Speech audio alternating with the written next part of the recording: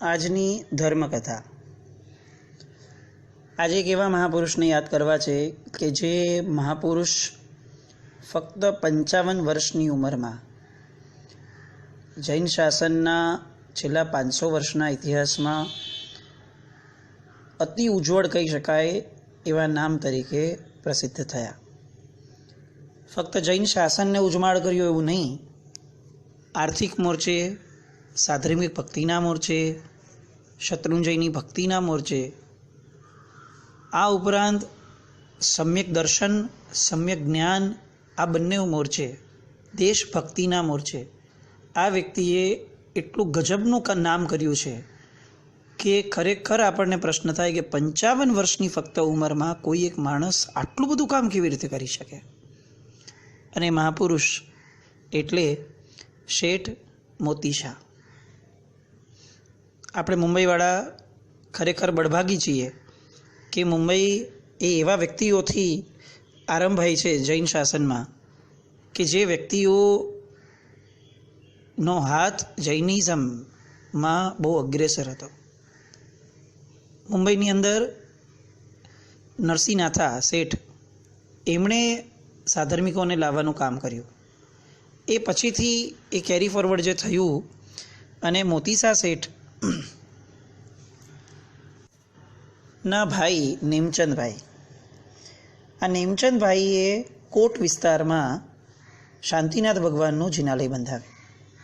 આ શાંતિનાથ પ્રભુનું જિનાલય, એની બાજુમાં ચિંતામણી પાર્શ્વનાથ ભગવાનનું અને એની બાજુમાં ગોડીજી પાર્શ્વનાથ ભગવાન, આ બધા જેમના થકી આ મુંબઈ ઉજ્જમાળ છે એવા ગોડીજી પાર્શ્વનાથ ભગવાનને લાવવાનું કામ એ આ મોતીસા શેઠે કર્યું। રાજસ્થાનના એક ગામમાંથી ભગવાન લાવ્યા ગોડીજી પાર્શ્વનાથ અને મુંબઈમાં બિરાજમાન કર્યા। આ એ સમયની વાતો છે કે જ્યારે ટ્રેન્સ વગેરેની કોઈ પણ શક્યતાઓ એટલી બધી ડેવલપ્ડ ઇન્ડિયામાં નહોતી। મોતીસા શેઠે જે બીજા અનેક કામો કર્યા એમાંથી મુખ્યતયા એમના કામો વખણાયા એ છે શત્રુંજય પર એમની ટૂંક। કઈ રીતે આ ટૂંક બની એનો ઇતિહાસ પણ બહુ સરસ છે। શેઠને શત્રુંજય પ્રત્યે બહુ શ્રદ્ધા હતી। મુંબઈથી પાલિતાણા જવું હોય તો એ સમય બહુ ડિફિકલ્ટ રહેતું હતું, કારણ કે પાણીના રસ્તે જવું પડતું। એટલે શેઠ અહીંયાથી મહુવા બંદરે ઉતરતા અને ત્યાંથી ગાડામાં બેસી અને પાલિતાણા જતા, પણ યાત્રા કરવા અવશ્ય જતા। તો આવા સમયે શત્રુંજયની યાત્રા કરતાં એમને એવો વિચાર આવ્યો કે હું તો હજી પણ ધનવાન છું એટલે જઈ શકું છું, પણ મારી મુંબઈની પ્રજા એ ક્યારે આવશે પાલિતાણા? અને એમણે એ દિશાની અંદર પ્રયત્ન ચાલુ કર્યો। જ્યારે સ્થૂળનું બળ ઓછું પડતું દેખાય ત્યારે સૂક્ષ્મનું બળ એ સૌથી વધારે કામ કરતું હોય છે। અને મોતીસા શેઠે પોતાના મનના આ વિચારને ફક્ત વિચાર ન રાખ્યો, એને સાધના બનાવી અને સંકલ્પપૂર્વક એ દેવોને આ વસ્તુની અંદર એ આહ્વાન આપતા કે તમે ગમે તેમ કરીને મારા પ્રશ્નનું મને નિરાકરણ આપો, કે મારે એવું શું કરવું જોઈએ કે હું મારા સાધર્મિક ભાઈઓને પાલિતાણાની યાત્રા કરાવવામાં સક્ષમ બનું। અને એમને સપનાની અંદર દેવ આવ્યા અને દેવે એમને સૂચના કરી કે તમારે રાજનગર એટલે કે આજનું અમદાવાદ કર્ણાવતી એના દેરાસરમાંથી આ ઋષભદેવ ભગવાનને બોલાવી અને એમને મુંબઈ લાવવાના અને એમને પ્રતિષ્ઠા કરવાની। એ પ્રતિષ્ઠા કરવાની ક્યાં? તો એ પણ દેવે જગ્યા બતાવી કે તમારા આ ભાઈખલ્લાના જે તમારું આવાસ છે, તમારી જે જગ્યા છે વાડી, એ વાડીમાં ભગવાનને પધરાવવાના અને ત્યાં આગળ શત્રુંજયની રચના કરવાની। આજે આપણને બહુ સરસ નૂતન જે શાહપુરનું જિનાલય બન્યું અને શત્રુંજય ફાગણ સુદ 13ની પ્રતિકૃતિ તરીકે આપણે બહુ સરસ જઈએ છીએ। આ બન્યું એની પહેલાંના આપણા વડવાઓને પૂછો કે પાલિતાણાની યાત્રા કરવી હોય, શત્રુંજય દાદાને ભેટવું હોય અને શક્યતા ન હોય તો ક્યાં જતા? તો લોકો ચાલતા ભાઈખલ્લા જતા। ઉલ્લેખ એવો પણ આવે છે કે લોકો પોતાના ઘરેથી ભાઈખલ્લાની ચાલીને 99 કરવા જતા, એટલે યાત્રા કરતા અને પછીથી આવી રીતે 99 વાર ત્યાં જતા। એટલું મહાત્મ્ય એ સમયે આ ભાઈખલ્લાનું ઊભું થયું, કારણ કે આ દૈવત્વથી ઉપસ્થિત થયેલું હતું। દેવે એમને સંકેત આપ્યો હતો। આવું સરસ મજાનું ભાઈખલ્લાનું જિનાલય ભગવાન અમદાવાદથી લાવવા કેવી રીતે? તો એ સમયે રેલવે લાઈન તો હતી નહીં, તો નર્મદા અને તાપી ઉપરથી લાવવાની વાત પણ અત્યારે જે મગજમાં બેસે છે એ પણ શક્ય નથી, કારણ કે ત્યારે એની ઉપર બ્રિજ પણ નહોતા. તો હવે લાવવા કેવી રીતે? 16 ભગવાન લાવવાની વાત હતી. તો ભગવાનને એમણે અમદાવાદથી ભરૂચ પાલખીમાં લાવ્યા. પાલખીને હાથ લગાડતી વખતે દરેક વ્યક્તિએ નાહીને પૂજાના કપડાં અને મુખકોશ બાંધવો પડે. આ બધી કલ્પનાઓ છે ને આપણા મગજમાં બેસે એવી જ નથી કે કેટલા ભક્તિભાવવાળા પોતે હશે અને કેટલા પ્રેમથી એ માણસોને રાખ્યા હશે કે માણસો નાનકડી સરખી પણ આશાતના ચલાવવાના મોડમાં ન હોય. પૂજાના કપડામાં 4 વ્યક્તિઓ ભગવાન લઈને આવે પાલખીમાં. પાલખી ભરૂચ સુધી આવે. ભરૂચથી હવે મુંબઈ લાવવાના છે પાણીના રસ્તે. તો કઈ બોટમાં બેસાડવાના? મોતીસા શેઠે નક્કી કર્યું કે સામાન્ય કોઈ પણ બોટ ન ચાલે, કારણ કે એમાં લોકો બેઠા હોય, એમના અણુપરમાણુ હોય. એક આખી નવી બોટ બનાવડાવી. બોટને ચલાવવાવાળો કે જે સાવ આગળ બેઠો હોય એને પણ કમ્પલસરી પૂજાના કપડામાં જ બેસવાનું. આપણે આ કલ્પનાની બહારની વસ્તુ થઈ જાય એવી સિઝનની અંદર આ ભગવાન લાવવાનો પ્લાન કર્યો કે જેમાં બોટમાંથી લાવતા ક્યાંય પણ નાનકડું પણ વિઘ્ન ચોમાસાના કારણે ન આવે એવી સિઝનમાં વહાણમાં સતત ભગવાનની પાસે ધૂપ અને દીપ ચાલુ રહેતા. સુરત બંદરે આવ્યું ભરૂચથી, અને ત્યાર પછીથી અનુકૂળતાએ મુંબઈ લાવ્યા. અને મુંબઈમાં લાવ્યા પછીથી એમણે જલ યાત્રાનો એક વરઘોડો કાઢ્યો. અત્યાર સુધીના મુંબઈના ઇતિહાસમાં જે બહુ જ જૂજ વરઘોડાઓ પ્રસિદ્ધ થઈ છે એમાંનો આ કદાચ ઇનિશિયલ લેવલનો સૌથી પહેલો વરઘોડો કે જે વરઘોડો જોવા માટે અંગ્રેજો પણ રસ્તા પર ઉતર્યા હતા અને મોઢામાં આંગળા નાખીને કહેતા હતા કે ભગવાનની ભક્તિ હોય તો મોતીસા શેઠ જેવી. શેઠ આગળ ચાલે, સુહાગણ સ્ત્રીઓ જળ કળશ લે, એમના પત્ની દિવાળીબાઈ રાવણ દીવડો લે, હાથી, ઘોડા, રથ, ઘોડાગાડી, અષ્ટમંગલ, ધૂપ, દીપ, ચામર, છત્ર, ઇન્દ્રધ્વજ, ભેરી, ભૂંગળ, શરણાઈ, નગારા. એવો વરઘોડો કે જ્યારે વીર વિજયજી મહારાજ સાહેબ ચરિત્ર લખ્યા છે ત્યારે એમ લખે છે કે ટોપીવાળા અંગ્રેજો પણ આ જોઈને એટલા હરખાયા કે એમણે સામેથી કીધું કે તમારા મોતીસા શેઠને આજ પછી અંગ્રેજો પણ સલામ ભરશે.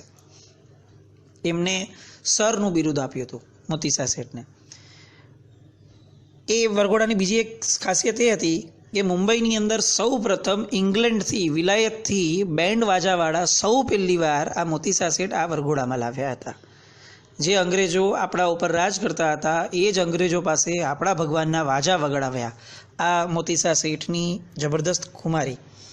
આવી રીતે 1855 વિક્રમ સંવતમાં માગસર સુદ છઠના દિવસે ભાઈખલ્લાના દેરાસરનો પ્રતિષ્ઠાનો મહોત્સવ ઠાઠથી ઉજવાયો. આની પછીથી હવે મોતીસા શેઠ જ્યારે ભાઈખલ્લાથી પોતાના બંગલામાં રહેવા જતા તો એમણે બંગલો એ રીતે નવો બનાવડાવ્યો કે જેનાથી મોતીસા શેઠના દેરાસરનો ઉપરનું ધજા અને ઉપરના શિખરના ભગવાનના દર્શન એમના બંગલામાં બેઠા બેઠા થઈ શકે એ રીતનો આખો બંગલો બનાવી ધર્મનાથ ભગવાન જે શિખર ઉપર છે એમના દર્શન થાય એ રીતે એમણે કર્યું. હજી પણ એમને એવું મનમાં આવવા લાગ્યું અને દૈવી સંકેતો આવવા લાગ્યા કે તારા હાથે કંઈક મોટું કામ હજી થવાનું બાકી છે. અને એ વિચારતા હતા કે એવું કયું કામ બાકી છે. એવામાં એમના જીવનનો એક અતિ મહત્ત્વનો પ્રસંગ બન્યો જે એમની મુત્સદ્દીપણાને એક એટલું બધું ઉજાગર કરી શકે કે આપણા માટે એક બહુ મોટું ઇન્સ્પિરેશન બની જશે. મોતીસા શેઠનો વહાણવટાનો વેપાર હતો, અંગ્રેજોનું રાજ હતું, ટેક્સ ભરવાનો હતો. એ ટેક્સના એ જમાનામાં 13 લાખ રૂપિયા એ અંગ્રેજોએ એમ કીધું કે તમારા આપવાના બાકી નીકળે છે. એ જમાનાના 13 લાખ, વિક્રમ સંવત 1885. એટલે મોતીસા શેઠે વિરોધ કરીને કીધું કે નહીં, આ જે તમે કરો છો એ અન્યાયી ટેક્સ છે, તમે જે લીગલી અમને કીધેલું છે એ પ્રમાણે મારે આપવાના નીકળતા નથી. મેટર ડિસ્પ્યુટમાં ગઈ અને કોર્ટમાં કેસ થયો. મોતીસા શેઠ ભણ્યા હતા ઓછું, પણ મોતીસા શેઠની અંદર પોતાના જીવનની અંદર ચાલાકી અને હોશિયારી, ધંધાની આવડત એટલી જોરદાર હતી કે એ સમયે એમણે પોતે વકીલને રોક્યા વગર પોતે આ કોર્ટમાં કેસ લડ્યો. અને એમને એવું લાગતું હતું કે બહુ ડિફિકલ્ટ થશે, એટલે એમણે એવો સંકલ્પ કર્યો કે જો હું આ કેસ જીતી જાઉં અને જો આ 13 લાખ રૂપિયા જે છે એ 13 લાખ રૂપિયા મારે ધર્મ માર્ગે વાપરવા. સંકલ્પમાં બળ હોય જ, અને એમાં પણ આવા મહાપુરુષો, સત્વશાળી પુરુષો કરે અને એ આટલો મોટો ભીષણ સંકલ્પ, 13 લાખ રૂપિયા એ જમાનાના, એટલે અત્યારના તો કેટલા અબજ રૂપિયા થાય એ પણ આપણી કલ્પના બહારનું છે. અને એમણે વિચાર્યું કે હું આ ધર્મમાં વાપરીશ. સંકલ્પની જીત થઈ. એમના બુદ્ધિ ચાતુર્યથી એ કેસ એ જીતી ગયા. જીત્યા પછી એ બહુ વિમાસણમાં હતા કે હું આટલા બધા પૈસા વાપરું ક્યાં, અને ધર્મપત્નીને પૂછ્યું. જે લોકો એવું કહે છે કે આપણે ત્યાં સ્ત્રીઓને દબાવીને રાખવામાં આવવાની પરંપરા હતી, એ લોકોને એક થપ્પડ પડે એવા હજારો દ્રષ્ટાંત આપણી પાસે છે કે આપણે ત્યાં જેટલું સ્ત્રીનું સન્માન હતું, સ્ત્રીની મર્યાદા અને સ્ત્રીનું બહુમાન હતું, કદાચ બીજી સંસ્કૃતિઓ આજે પણ એ બહુમાન આપી શકતી નથી. કારણ કે સ્ત્રી એમની માટે ભોગનું સાધન હતું અને આપણી માટે આખાને આખા શાસનનો ભાર વહન કરવાનું કાર્ય એ શ્રાવિકાને માથે આપ્યું હતું.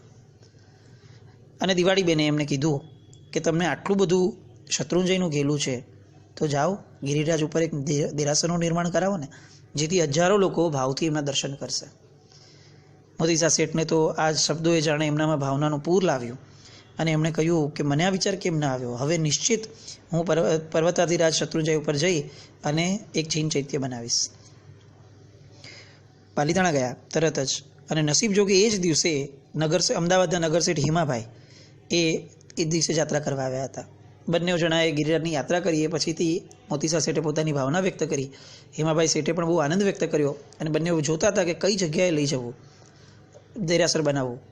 અને ત્યાં જ મોતીસા શેઠની નજર ઠરી કે મારે આ કુંતાસરની જે ખીણ છે, મોટી ટૂંક અને ચૌમુખજીની ટૂંક, આ બેની વચ્ચે જે ખીણ છે, મારે ખીણને પૂરી અને અહીંયા જિનાલય બનાવવું છે. હિમાભાઈ શેઠે ના પાડી કે આ ખીણને પૂરવી બહુ જ મુશ્કેલ થશે, આપણને બહુ જ વધારે પડતું આ તકલીફવાળું કામ થવાનું, એટલે આપણે રહેવા દઈએ. પણ મોતીસા શેઠ અડગ નિર્ધારમાં હતા કે જો આ ખીણ પૂરાય તો કેટલાય લોકો દાદાના દરબારે જવામાં સરળતાપૂર્વક પહોંચી શકશે. હિમાભાઈ શેઠે જગ્યા આપી અને આ ખીણ પુરાણી. ખીણની જગ્યામાં રામજી નામના એક કુશળ શિલ્પીને બોલાવડાવ્યો. ખાતમુહૂર્ત કરવાનું, ઉતાવળે કરવાનું મોતીસા શેઠે સૂચન કર્યું. રામજીએ મુહૂર્ત જોડાવ્યું. નજીકના ઓલામાં એક મુહૂર્ત આવતું હતું, પણ એમાં રામજીએ ના પાડી કે મારે આ મુહૂર્તમાં નથી કરાવડાવું. અને રામજીને એ સમયે મોતીસા શેઠે કીધું કે મને ભવિષ્યની ઉપર કોઈ ભરોસો નથી, આપણે આજ થતું કામ ધર્મ કર્યા કાલે નથી કરવું, કોઈ પણ હિસાબે આ જ મુહૂર્તમાં આપણે આ ખાતમુહૂર્ત કરવું છે. રામજીના મનમાં સ્પષ્ટપણે હતો ભાવ કે જો આ મુહૂર્તમાં કરશું તો શેઠ આની પ્રતિષ્ઠા નહીં કરાવી શકે. ઘણું રોકવા છતાં શેઠ માન્યા નહીં, કારણ કે ધર્મ કાર્ય છે એમાં વિલંબ ન ચાલે, અને શેઠે ખાતમુહૂર્ત કરાવડાવ્યું. વિક્રમ સંવત 1888નું વર્ષ, અને ખીણ પુરાવાની ચાલુ કરી. આ લોકોની દૂરંદેશી જુઓ. ખીણની અંદર એક પણ ઈંટ કે માટી ન વાપરી, નાનકડી પણ નહીં, સંપૂર્ણપણે પથ્થરોથી આ જિનાલય ખીણની પુરાવાનું કામ થયું. મીઠું અને પથ્થર. કેમ? કારણ કે મોતીસા શેઠે જે જિનાલય બંધાવ્યું હતું એનો પાયો એટલો મજબૂત થાય કે હજારો વર્ષો સુધી આ જિનાલયને કંઈ જ ફરક ન પડે. આજે પણ મોતીસા શેઠના જિનાલય માટે શિલ્પીઓ એમ કહે છે કે ધરતીકંપ આવશે તો કદાચ બીજા જિનાલયોને ફરક પડે કે ન પડે, મોતીસા શેઠના જિનાલયને એક નાનકડો પણ ફરક નહીં જ પડે, કારણ કે એનો પાયો અતિ મજબૂત છે. ઘણીવાર મોતીસા શેઠની ટૂંકે જઈએ અને વિચાર આવે કે આજે ક્રેન અને આટલી બધી ટ્રાન્સપોર્ટની વ્યવસ્થા છે, છતાં પણ એક જિનાલય બંધાવવું હોય તો નાકે દમ આવી જાય છે પહાડ ઉપર, ઊંચાઈ ઉપર. મોતીસા શેઠ આટલા બધા પથ્થરો લાવ્યા કેવી રીતે છે ઉપર? કઈ રીતનું એમનું આખું એન્જિનિયરિંગ, કઈ રીતનું એમનું આર્કિટેક્ચર, અને કેવું જબરદસ્ત એ બધાની શક્તિઓ છે કે આજે આપણે જે વિજ્ઞાનથી અંજાઈ ગયા એ બધું વિજ્ઞાન આની સામે બચ્ચા કરતાં પણ સાવ મગતરા જેવું લાગે. શેઠે મંદિરના નિર્માણ માટે 1100 કારીગર અને 3000 મજૂરો રોક્યા. કુલ 5000 ભગવાન ઘડાવ્યા. મજાની વાત એ હતી કે પથ્થરમાંથી પ્રતિમા જ્યારે ઘડવાવાળા શિલ્પીઓ હતા એ લોકો નાહી ધોઈ, પૂજાના કપડાં પહેરી અને મુખકોશ બાંધી અને પથ્થરમાંથી પ્રતિમા ઘડતા હતા. શું એ જમાનામાં પ્રભુ પ્રત્યેના લોકોના અને શેઠના બહુમાન હશે! એક્સ્ટ્રીમની વાત કહીએ કે જે મહાત્મા આગળ સાંભળતા રોમાંચ ખડા થઈ ગયેલા, એટલી હદ સુધી એમણે માણસો પાસે એ પથ્થરનું પણ બહુમાન કરાવડાવ્યું હતું કે એ પથ્થરને માંથી કંડારતા અગર કોઈ કારીગરને વાત છૂટ થઈ જાય તો ફરીથી નાહવા જતા અને નાહી અને ફરીથી કપડાં પહેરીને આવતા. મોતીસા શેઠ આ લોકોનું જમણ એ રીતનું બનાવતા કે જેના કારણે એમના શરીરમાં વાયુ ન થાય. એટલે આપણે અપેક્ષા એવું કહી શકાય કે આ આખું મોતીસા શેઠનું જિનાલય બનાવવામાં એક પણ આશાતના એવી નથી થઈ કે મુખકોશ વગર જિનાલય ભગવાન ઘડાયા, વાત છૂટ પણ થઈ હોય એવું પણ નહીં. આટલી જબરદસ્ત સાવચેતી સાથે આ મોતીસા શેઠનું જિનાલય બન્યું. 5000 ભગવાન તૈયાર થયા. એ સમયના 9,07,000 રૂપિયાનો ખર્ચ આ જિનાલય પાછળ થયેલો. હવે એ સમયના 9,07,000 રૂપિયા એટલે કેટલા, એનો અંદાજ એ રીતે લગાડાય કે એ જમાનામાં આખા દિવસની મજૂરી માટે કારીગરોને 10 પૈસા આપીએ એક દોડાનો, એટલે 10 પૈસા આપતા એ લોકોને અહો લાગતો હતો કે 10 પૈસા એટલે મેક્સિમમ થયું.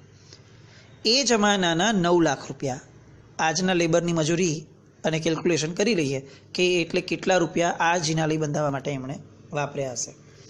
અને આ રીતે એમણે 47 વર્ષની ઉંમરે ટૂંક બંધાવવાની ચાલુ કરી હતી. 53 વર્ષની વયે એમની તબિયત લથડી અને એમને એવું લાગ્યું કે હવે હું કદાચ નહીં કરી શકું, એટલે એમણે વિલ બનાવી અને પોતાના દીકરા ખીમચંદને બોલાવીને કીધું કે અગર મારો દેહ પડી પણ જાય તો પણ કોઈએ શોક પાડવો નહીં અને લીધેલા મુહૂર્તને ક્યારે પણ ફેરવવું નહીં. મારી ખોટ ક્યાંય પણ વર્તાણી તો તમને ભગવાનની આણ છે. આવો એક વારસો એ પોતાના દીકરાને આપીને ગયા.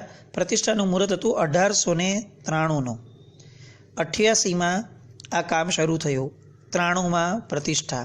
કેટલા વર્ષ? 2 ને 3 5 5 વર્ષમાં ફક્ત આ મોતીસા શેઠનું જિનાલય ખીણ પૂરી અને આટલું બધું 5000 ભગવાન સાથેનું તૈયાર થયું હતું. આપણે કયા એન્જિનિયરિંગના ફાંકામાં અત્યારે છીએ? આ એક બહુ મોટો પ્રશ્ન મોતીસા શેઠ આપણને પૂછીને જાય છે. મહાસુદ દશમ એનું મુહૂર્ત હતું, પણ 1892માં એટલે કે પ્રતિષ્ઠાના 1 વર્ષ પહેલાં પર્યુષણ પર્વ દરમિયાન ભાદરવા સુદ એકમના દિવસે 54 વર્ષની વયે મોતીસા શેઠનો સ્વર્ગવાસ થયો. પ્રતિષ્ઠાનો દિવસ આવતો ગયો અને દિવાળીબેને નક્કી કર્યું એમના પત્નીએ કે આપણે અહીંથી મુંબઈથી પાલિતાણાનો છરીપાલિત સંઘ કાઢીએ. છરીપાલિત સંઘ નીકળ્યો. ઠાઠમાઠથી આખો સંઘ ત્યાં પહોંચે છે પાલિતાણા. છૂટા હાથે દિવાળીબેને ત્યાં વરસીદાન કર્યું, પણ વરસીદાન કરતાં એમના ભાવ એટલા ઉછળ્યા કે આનંદના અતિરેકમાં એમને હાર્ટનો એટેક આવ્યો. આનંદના અતિરેકથી કોઈ માણસનો હાર્ટ એટલો બધો આનંદ એના દેહ સહન ન કરી શક્યો અને ત્યાં દિવાળીબેન પથારીમાં પડ્યા. એમણે પણ પુત્રને કીધું કે ધર્મ કાર્યમાં કોઈ વિક્ષેપ નહીં કરતા, અદ્ભુત રીતે પ્રતિષ્ઠા થવી જોઈએ. અને આવું કહેતા હું તમારા પિતાજીને કહેવા જઈ રહી છું કે જુઓ, પ્રતિષ્ઠાનો મહોત્સવ આટલો જાજરમાન હતો. આવા છેલ્લા શબ્દ બોલી અને ધર્મપત્ની તરીકેનું પોતાનું કાર્ય બહુ પ્રચંડ રીતે પૂર્ણ કરી અને દિવાળીબેન સ્વર્ગવાસ પામ્યા. ખીમચંદભાઈએ સમય સાચવી લીધો, શોક પાડ્યો નહીં અને પ્રતિષ્ઠાનું કાર્ય શરૂ કર્યું. રામજી કે જે કારીગર હતા, જેના નામે આજે આપણે રામપોળ આપણી જે છે એ રામજી કુશળ જે કારીગર હતા, એણે પણ આ પ્રતિષ્ઠા કરાવડાવી અને મહાસુદ દસમે આ પ્રતિષ્ઠા થઈ. પ્રતિષ્ઠાની પૂર્ણાહુતિ જે ક્ષણે થઈ એ જ ક્ષણે આકાશમાંથી વર્ષા ચાલુ થઈ અને ત્યાં ઉભેરું સકળ મહેરામણ, માનવ મહેરામણ એક સાથે બોલવા લાગ્યું, લાવે લાવે મોતીસા શેઠ નવણ જળ લાવે. આજે જ્યારે આપણે આ કડીઓ બોલીએ છીએ એનું બેકગ્રાઉન્ડ શું છે? દેવલોકમાં ગયેલા મોતીસા શેઠ વર્ષા દ્વારા નવણથી જાણે પ્રભુનો અભિષેક કરી રહ્યા છે. એ લોકોએ જે જોયું અને ત્યારે લોકોના મુખમાંથી સહજ નીકળ્યું, લાવે લાવે મોતીસા શેઠ નવણ જળ લાવે, નવરાવે મરુદેવાનંદ નવણ જળ લાવે. આવો ઉજ્જવળ ઇતિહાસ જે મોતીસા શેઠનો છે એ શેઠના જીવનમાંથી આપણે પણ કંઈક પામીએ. આવા ગૌરવવંતા વ્યક્તિઓનું ગૌરવ જિંદગીભર આપણા મનમાં ઊભું રહે. આપણી નવી જનરેશન સુધી આપણે ગમે તેમ કરીને આ વાતો પહોંચાડીએ કે આપણા પૂર્વજો જેવા એન્જિનિયર પણ મળવા પોસિબલ નથી, તો આટલું સરસ જે મોતીસા શેઠે જીવન જીવ્યું એની અનુમોદના કરીએ અને એમના આનંદમાં આપણે સૌ વાર તહેવારે ભાઈખલ્લા જઈને દર્શન કરવાનું રાખીએ. પ્રણામ. આજની ધર્મકથા.